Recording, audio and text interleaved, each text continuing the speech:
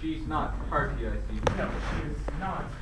Mary, now remember what the angel Raphael said to the boy Tobias.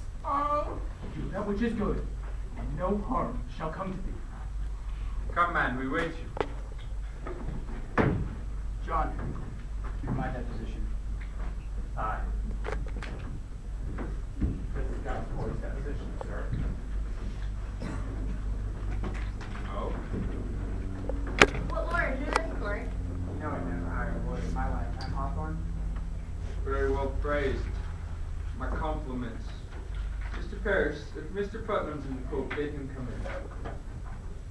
You have no legal training, Mr. Corey? The best, sir. I'm 33 times in court in my life. And always claimed it, too. Then you're much put upon. No, sir, I never put upon. I know my rights and I will have them. You know, your father tried a case of mine, like 30 years ago. Indeed? Yes. Never spoke of it to you? No, I cannot recall. That's strange. It's fair to your father. He gave me 9 pound damages. And I had this mare at that time. Mr. Putnam. Mr. Putnam, I have here an accusation by Mr. Corey, in which he states that you coldly prompted your daughter to cry witchery upon George Jacobs and now lays in jail. It is a lie. Mr. Putnam states your charge is a lie. What say you? Say far on Thomas Putnam. What proof do you submit for this charge? Proof is in the deposition. George Jacobs sang for a witch in forfeit of his property, and that's law. And no one but Putnam has the coin to buy so great a piece, saying his neighbors for their land. But proof, sir, proof! The proof is here. I got it from an honest man who heard him say it the day his daughter cried witch. And the name of this man? What name? The man that gave this information. Can't give you the name. And why not? Because he put him in jail. This is contempt against the court, Mr. Danforth. You will surely tell us the name. Cannot give you no name, sir. Cannot. Mention my wife's name once. I'll burn in hell long enough for that. Then in that case, I have to arrest you for contempt of this court. Do you know that? This is a hearing. You cannot arrest me for contempt of the hearing. Oh, it is a proper lawyer. Do you wish me to declare the court in full session here, or will you give me a good reply? Not give me no name, sir. Not. Foolish old man. Mr. Cheever, in the record, the court is now in session. Your Honor, cast the story in The confidence. devil lives on such confidences. Without confidences, there can be no conspiracy, Your Honor. I think it must be broken, sir. Old man, your informant tells the truth. Let him come here openly. But if he hides an animated, I must know why. Now, sir, the Central Church in government asks of you the name who accused Mr. Thomas Putnam, a common murderer. Can't give you his name, sir. Excellency. Mr. Hale?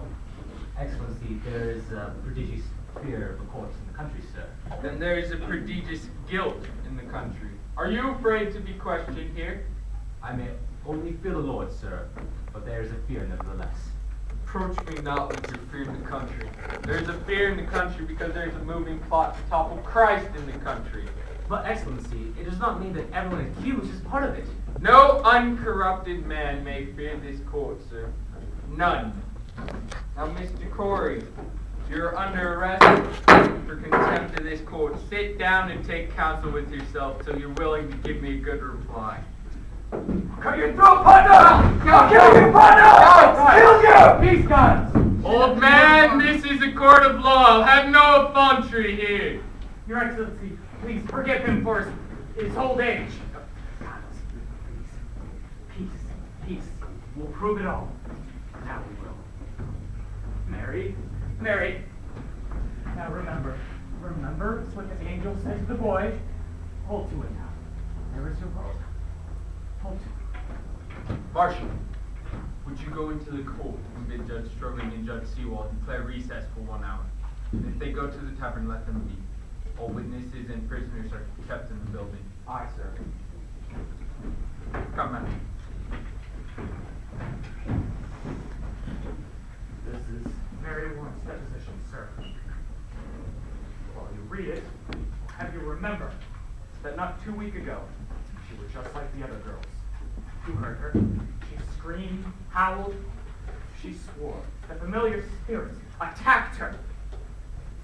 She also swears that the devil in the form of a woman who now sits in jail. We know all of this. Aye, sir. She now says that she lied to you, sir, and that the other girls are lying as well. Excellency, Mr. Hill, I think this goes to the heart of the matter. it surely does. I cannot say if John Proctor is innocent or guilty. I know not. But I plead with you, sir. Wait, a claim so easy cannot be argued by a simple farmer. Let him go home and return yet with a lawyer. Mr. Hill, believe me.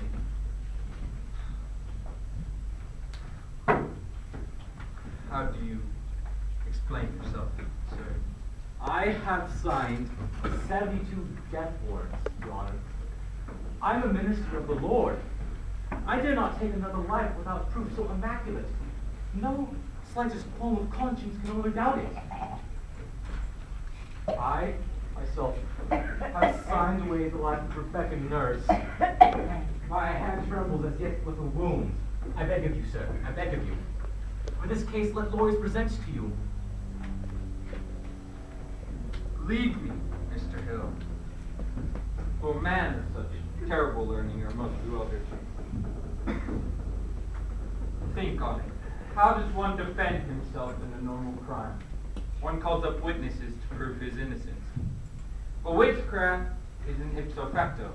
On its face, an invisible crime. Therefore, who may bear witness to it? The witch and the victim. None other. Now, we cannot hope for the witch to accuse herself. Therefore, we must rely upon the victim. And they do testify. They certainly do testify. As for the witches, none can deny that we are most eager for their confession. Have I made my point?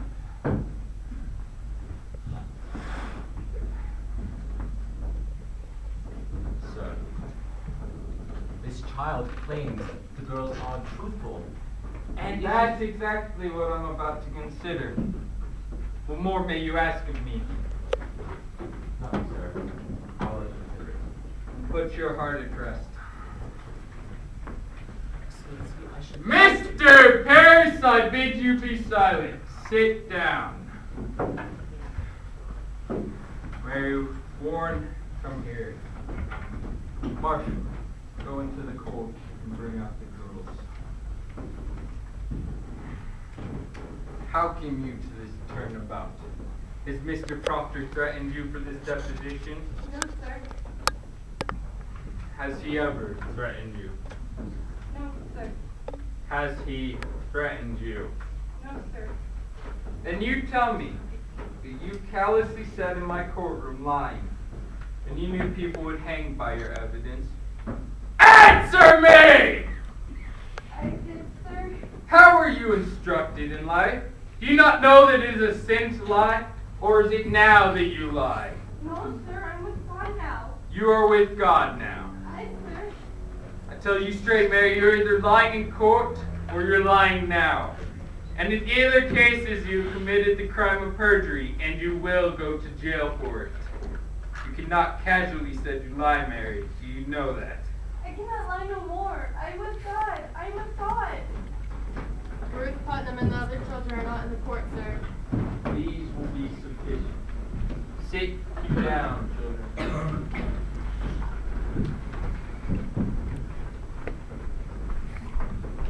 Children, your friend Mary Warren has given us a deposition in which she states that she's never seen no spirits.